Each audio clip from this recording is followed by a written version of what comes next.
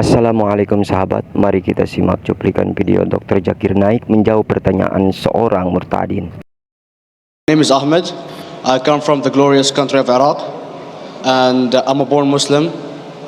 My problem is that I practice Islam when I was... Brother, first we request questions from the non-Muslims.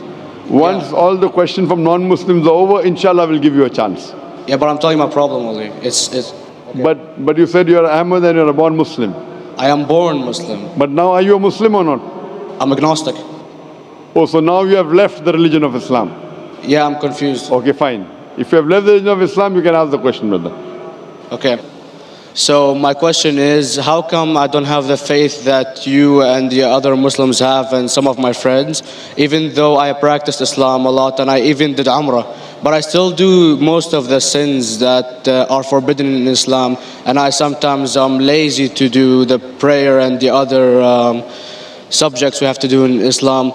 I have read many books and about other religions and conspiracy theories and documentaries and such. I even have seen your own videos on YouTube, and there are many questions that go around my head about Allah and the Messenger and Muslims in general. And basically the most important question is, you said in one of your debates or questions that Allah is the creator and He's uncreated. But I have realized, how can the uncreated exist? And if He exists, how can we notice Him? How can we see Him or hear Him or feel Him or know of His existence if He's uncreated in our own dimension or so? That's one of the questions. Brother Ahmed said that he is a born Muslim. He comes from Iraq. He read the Qur'an, he read the books, but he commits many sins. He believes maybe sometimes he's agnostic and he's lazy for praying. Brother, before I answer your main question, if you do sins and if you're lazy for praying, that does not make you a non-Muslim. As long as you believe that praying is fard, sometimes you miss, it's a sin. It's a major sin that you sometimes don't pray, but that doesn't make you a non-Muslim. If you say praying is not required, then you're doing kufr. But if sometimes you do sin, sometimes minor sin, sometimes major sin, it is haram, it's forbidden, but that does not throw you outside the fold of Islam. There are sometimes waswasa of the shaitan asking you, you're a Muslim, but this is wrong in Islam, this is wrong, and it does deviate the person's mind. At that time maybe your iman may be low, but these things should not make you consider that you're non-Muslim. Regarding a question that I mentioned in my speech, and you're right, that Almighty God is the creator, but He Himself is uncreated. You ask the question, how can the uncreated, how can we see the uncreated, and how it's possible? Allah subhanahu wa ta'ala is Khaliq, is the creator. And by definition, He's uncreated. Because normally people say that when they try and prove in logic that everything has a creator, who created this table, the carpenter, from where he got, from the tree, who created the tree, so it goes back to Allah. So when many of the people try to convince an atheist, they try and say that everything has a creator, and then they get trapped when the atheist asks him who created Allah. So if you hear my tapes, I never go that way. I ask the atheist that how did you come to know about the universe? How did you come to know about the functioning of the stars, of the sun? And he says, and goes back, that the creator. So it's the vice versa. So if you know how to deal with logic, you don't trip over this problem with the atheist trap, the Muslims or the believers, by saying who created Allah. By definition, Allah is uncreated. And if you ask the question, who created Allah? If you have heard my tapes, I give the reply. That suppose a person comes and says that my brother John. Yeah, I know, I saw that, I heard that's funny, but I mean, how does He exist if He's uncreated? Not that is Allah. Yeah. That's the difference between you and Allah. How does He exist means He was existing. He doesn't have a beginning. You and I have a beginning, that's human being. So that is the difference between us and Allah. You can't say that Allah has to be like us. If Allah is like you and me, why should we worship Him?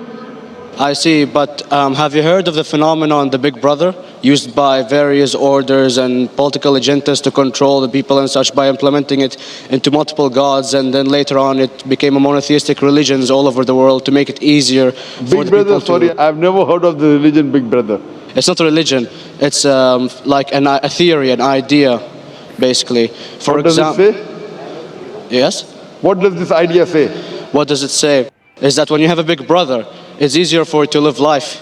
When you have someone watching you the whole time, understanding you the whole time, protecting you the whole time, being with you the whole time, and you can talk to him, although he never talks to you back, maybe in your dreams, due to your mind and such, it's easier for you to live. While a human who does not have a big brother and is not easily controlled into doing so and is having complete freedom is a danger for the major ruling powers and such. What does this say? I don't understand. Big Brother may be there, Big Brother may not be there. What does it have to do with Islam and God? What does it have to do? Because basically Allah is watching you the whole time. So you want to say that Allah is like a big brother? Indeed, you use him for your protection so you won't be scared. You know what I mean?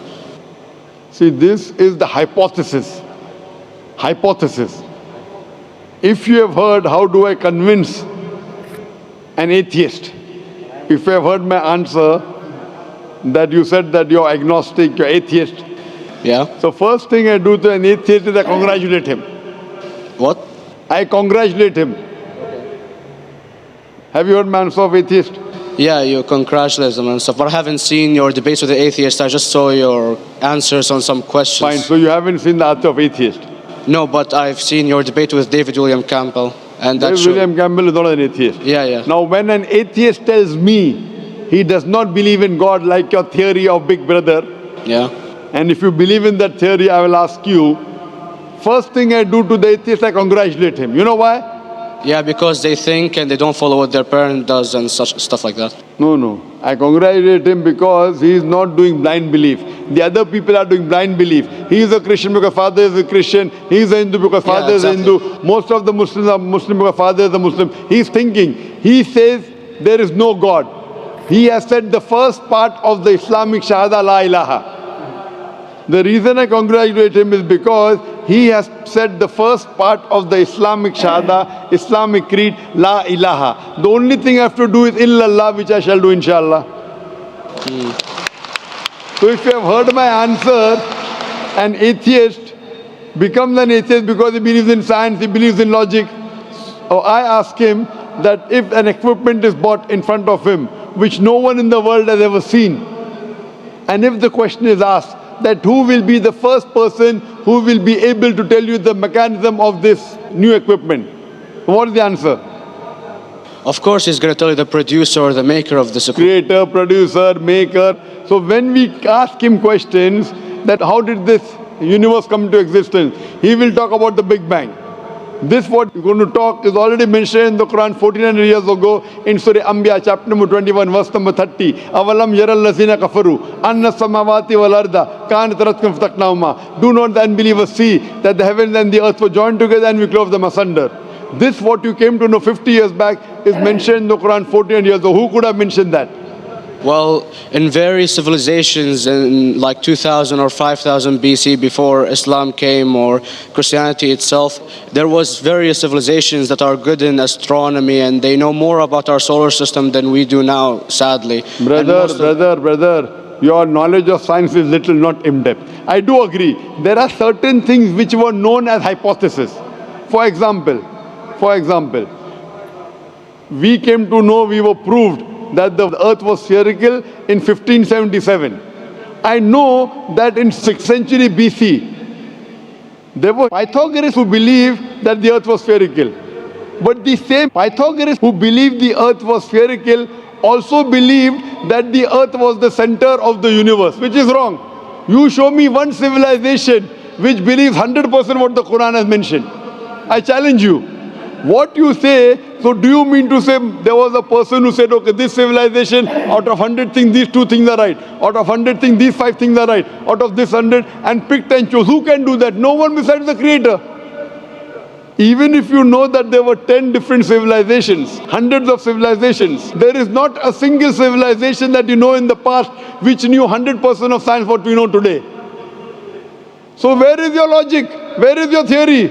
I do know that certain things were hypotheses which were proved later on, but there is not a single civilization which knows everything what is mentioned in the Quran. So the answer goes back to the original question, who could have collected this in the Quran? Someone 1400 years back, could he do and say, okay, out of these 100 things, these 3 are right, out of these 100 things, these 2 are right, out of this, it's not possible. Mathematically, it's not possible. Well, you never gave the idea of extraterrestrials or so. I mean, knowledge is power, and Brother, I'm asking you a simple question. We are not come here to have a debate. yeah. I'm asking you a question, point out a single civilization, you're asking something else. Yeah, We are alright. not here to discuss, you can come in the room and discuss. You ask a question, I'm giving you the answer. You gave about old civilization. I told you you're right, but out of 100 things, 98 they were wrong. So I'm asking you, who could have mentioned this in the Quran? You're talking something else now. Yeah, well, I'm asking you a simple question, 2 plus 2 equal how much? You're saying, I'm telling you 3 multiplied by 3 is how much? I'm asking a name, you're telling that where do you live? I'm asking a simple question, name me a single civilization which has everything what was mentioned in the Quran. Do you know of any or not? Yes or no? Well, not everything, of course. Even not 10%. Why? Babylon knows of most of the planets and such. Planet is not the only thing mentioned in the Quran. There are Of course. 1,000 things mentioned in the Quran. To say what 1,000 things are mentioned in the Quran, 10% would be equal to 100 things. Did Babylonian civilization knew about 100 things mentioned in the Quran? No, because they You don't have the cannot. They IQ knew of that. 5 or 6 things. In percentage wise, very small.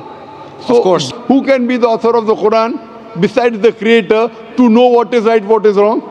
Today science has established the hypothesis mentioned by Babylonian so many centuries back is today proven. So these were hypotheses in the past, which out of them many have been rejected, some have been accepted. So to collect all which is 100% correct has to be from the creator and no one else. Hope that answers the question. Yeah.